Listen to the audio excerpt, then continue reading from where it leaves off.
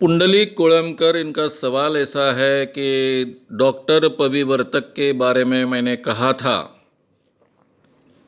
क्या कहा था कि उनके पास भूत है, जबकि उनके पास भूत नहीं था। इसलिए उन्होंने मुझे कोर्ट में खींचा और कोर्ट में खींचने के बाद में आपको सज़ा भी हुई थी। आप जो जानकारी दे रहे हो उसमें काफ़ी अधूरापन है। एक तो मैंने कभी नहीं कहा था कि डॉक्टर पविवर्तक ने भूत था या फिर उन्होंने भूत वगैरह वश किया था। पूरे भानामती मेरा पहला किताब है, उस किताब में एक रेफरेंस आया था। वो रेफरेंस था मेरे बचपन के अनुभव, मेरी बचपन की याददाश्त प्रस्तावना में। उसमें मैंने लिखा था कि डॉक्टर अब्राहम कूर 1975 में जब आए थे नागपुर में, तब मैं जेल में था इमरजेंसी में। उस वक्त पेपर में न्यूज़ आई थी। पेपर में न्यूज़ क्या आई थी कि पेपर में न्यूज़ आई थी कि डॉक्टर पविवर्तक कहते हैं कि इस दुनिया में भूत भी नहीं है और भगवान भी नहीं है। तब ये न्यूज़ पढ़ने के बाद में मेरी पहली प्रतिक्रिया हुई थी, और वो प्रतिक्रिया ये थी कि जिस व्यक्ति को भगवान नहीं समझता उसको भूत क्या समझेगा। उन दिनों में मैं अंधविश्वासी था, लेकिन मेरा विश्वास डॉक्टर पविवर्तक पर बैठा। और तब मैंने पविवर्तक ये शब्द यूज़ नहीं किया था, मैंने कहा था मैंने किसी का आर्टिकल पढ़ा है। वो आर्टिकल मैंने कहाँ पढ़ा है, तो वो आर्टिकल मैंने पढ़ा है श्री साप्ताहिक में। उस आर्टिकल में किसी व्यक्ति ने किसी पर तो भी भूत भेजा था, और भूत भेजकर उसको बहुत तकलीफ वगैरह हुई थी वगैरह वगैरह। इस पर मेरा विश्वास बैठा, क्योंकि उन दिनों मेरा भूतों पर विश्वास था। इसलिए ऐसे इस ढंग से आदमी भेज सकता है, और शायद उस व्यक्ति का नाम वर्तक कुछ तो भी था, ऐसा मैंने लिखा था। अब ये एक जिसको हम कहते हैं कि एक रेफरेंस था, अधूरा धुंधला सा याद, उसमें लिखा है कि ये सब धुंधला धुंधला सा जो मुझे याद है उसके आधार पर मैं लिख रहा हूं। आगे जो सब आर्टिकल्स थे उसमें पविवर्तक का कोई संबंध नहीं था। अभी इसमें क्या हुआ, श्री में अलग अलग ढंग के इस ढंग के आर्टिकल्स आते थे। उसमें किसी का ये आर्टिकल आया था कि वो भूतवश है और वो भूतों को भेजता है, और उसी के आसपास में शायद वर्तक का आर्टिकल आया था, और उस आर्टिकल में था वो सूक्ष्म देह से ऊपर में जाते हैं, गुरु पर गए, मंगल पर गए वगैरह वगैरह आया था। अब उस बचपन में जो भी मैं पढ़ते गया श्री साप्ताहिक, उसमें एक धुंधली धुंधली जो इमेज पैदा हुई, वो ये इमेज पैदा थी कि ऐसे लोग हैं जो भूत भी भेज सकते हैं और सूक्ष्म देह से भी कहीं जा सकते हैं। ये दोनों मुझे एक चीज़ लगती थी, उस वक्त के मेरे मस्तिष्क को एक लगती थी, इसलिए वर्तक का नाम आ गया था। बाद में कोर्ट में केस चली। कोर्ट में केस चली तो जिन न्यायमूर्ति के सामने, यानी जिन जज के सामने ये केस चल रही थी, वो मेरे साथ इस ढंग से बर्ताव करते थे कि इस केस में कोई दम नहीं है। हालांकि हमने एक हाईकोर्ट के जज थे, उनको भी ये बताकर मैंने पूछा था, मेरे बहुत अच्छे मित्र थे वो, उन्होंने भी कहा था कि इसमें कोई दम नहीं है, पासिंग रेफरेंस है, आपका कोई इसको बदनाम करने का आपका इरादा नहीं है, क्योंकि पविवर्तक बुरे हैं, गलत है, वो भूत भेजते यानी कुछ तो भी गंदा काम करते, ऐसे कोई वाक्य उसमें नहीं थे। केवल ये रेफरेंस था कि एक पविवर्तक तो नाम ही नहीं था, डॉक्टर वर्तक, कोई डॉक्टर वर्तक है, वो ऐसे भूत भेजता है, उस पर मेरा विश्वास बैठा। लेकिन अब्राहम कौर पर मेरा विश्वास नहीं बैठा, क्योंकि उन्होंने कहा था भूत भी नहीं है और भगवान भी नहीं है। ये ऐसा रेफरेंस था। तो उन्होंने ऐसा इंप्रेशन दिया जो मेरे जज थे, उन्होंने, कि इस केस में कोई दम नहीं है। मैं आ नहीं पाता था, नागपुर मेरा हेडक्वार्टर था, गांव गांव घूमता था, पैसे नहीं रहते थे पास में, पुनः आना मुश्किल होता था। जब भी मैं कभी आता तो न्यायमूर्ति बोलते, अरे मानव साहब कम से कम चेहरा तो बताइए, अच्छा लगता है, ज़रा तारीख पर आइए। कभी कभी जाना होता था, पैसे तो बिल्कुल नहीं थे, तो हमने ऐसा ही एक वकील पकड़ लिया। अब वो वकील को फौजदारी केस यानी ये क्रिमिनल केसेस लड़ने की आदत नहीं, वो सिविल केस वाला था। वो उसने भी लाइटली लिया, हमने भी लाइटली लिया, ठीक ढंग से उपस्थित नहीं रहे।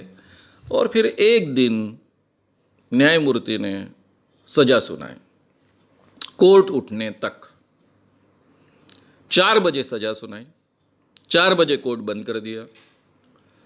मुझे और मेरे वकील को लेकर वो एंटी चैम्बर में बैठे, वहाँ चाय पिलाया, खाना खिलाया, नाश्ता वाश्ता खिलाया, और 5 बज गए, बोले अभी 5 बज गए, आपकी शिक्षा पूरी हो गई। अब मैं गाँव गाँव घूम रहा हूँ, मेरे जेब में पैसे नहीं हैं, फुल टाइम यही काम कर रहा हूँ, रात दिन झगड़े चल रहे हैं, रात दिन लड़ाइयाँ चल रही है। इसमें मुझे लगा चलो हो गया, एक बाकी बात ख़त्म होगी, अब फिर से तारीख को नहीं आना है, इतना ही मैं खुश हो गया। ये जो शिक्षा हुई एक दिन की, वो मुझे महसूस तक नहीं हुई, क्योंकि एक दिन की कोई शिक्षा या नहीं, 1 घंटे की भी नहीं थी। उनके साथ में मैं उनके एंटी चैम्बर में उनके सामने चेयर पे बैठा था, वो चाय पिला रहे थे जिसका बिल उन्होंने दिया, नाश्ते का बिल उन्होंने दिया, मेरे साथ अच्छी अच्छी प्यार से बातें की, तो मुझे ये शिक्षा महसूस ही नहीं हुई। समय निकलते गया, मैं लड़ाई करते रहा, फिर बीच बीच में न्यूज़ आते गई। अब रोज़ मेरे बारे में इतना लिख कर आता था कि ध्यान देने के लिए भी जगह नहीं थी। 90 के बाद में जब इस बात का बहुत लोग फ़ायदा उठाने लगे, तब मैंने 95 में एक प्रोग्राम हुआ था, लायंस क्लब ने आयोजित किया था, श्रद्धा और अंधश्रद्धा नाम का परिसंवाद था। इस परिसंवाद में ये किंग जॉर्ज स्कूल में आयोजित किया हुआ था, उसके हॉल में बड़े पैमाने पर लोग आए थे। 5 बड़े बड़े दिग्गज लोग मेरे खिलाफ बात करने वाले, और मैं अकेला। ये परिसंवाद हुआ। उसमें एक कीर्तनकार ने उपयोग किया कि ये आदमी बदमाश है, इसको जेल की सजा हुई है, पविवर्तक के केस में ऐसा ऐसा हुआ है। तब मैंने एक्सप्लेनेशन दिया था कि तब तो मैंने बहुत पासिंग एक कमेंट की थी, और वो भी बुरी नहीं थी, बदनामी कारक नहीं थी, ना ही उनके बारे में कुछ बुरा कहा था। मैंने केवल इतना कहा था कि वर्तक नाम के कोई है, वो भूतों को भेजते हैं, उन पर मेरा विश्वास बैठा, लेकिन अब्राहम गौर पर मेरा विश्वास नहीं बैठा। एक पासिंग कमेंट थी, जो भी पुरानी याददाश्त थी उसके आधार पर। उसके आधार पर यही डॉक्टर पविवर्तक है ऐसा तो कहा नहीं जा सकता था, क्योंकि वो भूत ही नहीं भेजते थे तो ये वर्तक कैसे हो गए, ये ऐसा मतलब निकाला जा सकता था। लेकिन अब डॉक्टर पविवर्तक जो कहते हैं उसके बारे में मैं कहता हूँ, ऐसा कर कर मैंने पूरी बात कही वहाँ पर कि डॉक्टर पविवर्तक सूक्ष्म देह से जाने का दावा करते हैं, ये सब झूठा दावा है। कोई मंगल ग्रह पर जा नहीं सकता, कोई गुरु ग्रह पर जा नहीं सकता। मेरा उनको चैलेंज है कि वो बाजू के रूम में जाकर बताए, वहाँ हम चीज़ें रख देंगे, 10 चीज़ें, वहाँ कर हम पूरा कैमरे लगा देंगे। डॉक्टर पविवर्तक ने अपने सूक्ष्म देह से उस रूम में जाने का, ये 10 चीज़ें देखने की, वो बताने की, मेरा जो भी प्राइज़ है मेरे संगठन का उनको दे दूंगा, उनके पैरों पर गिरूंगा, माफ़ी मांगूंगा और मेरी मूवमेंट हमेशा के लिए बंद कर दूंगा। अब ये जो व्याख्यान वहाँ हुआ, इसमें डायरेक्ट चैलेंज था। उसके जो भी परिणाम होने थे 5 वर्सेस 1 के हुए। सबको लगा कि ये पूरी की पूरी लड़ाई मैंने जीती है। उसकी वीडियो सीडी उपलब्ध है। उसके बाद में डॉक्टर पविवर्तक ने पुणे में और एक केस डाली। ये केस डालने के बाद में पहले कोर्ट में, अभी ये केस लड़ने वाले उनके जो वकील थे, वो वकील पुणे में डिस्ट्रिक्ट जज रह चुके हैं। अब डिस्ट्रिक्ट जज रह चुके व्यक्ति वहां पुणे में केस लड़ रहे हैं वर्तक के ओर से, तो जजेस पर कितना प्रेशर आता होगा इसका आप ध्यान रखिए। पहली केस में तो ठीक ढंग से हम लड़ नहीं पाए। दूसरी केस में निचली अदालत ने मुझे शिक्षा दी। फिर हम सेशन कोर्ट में गए।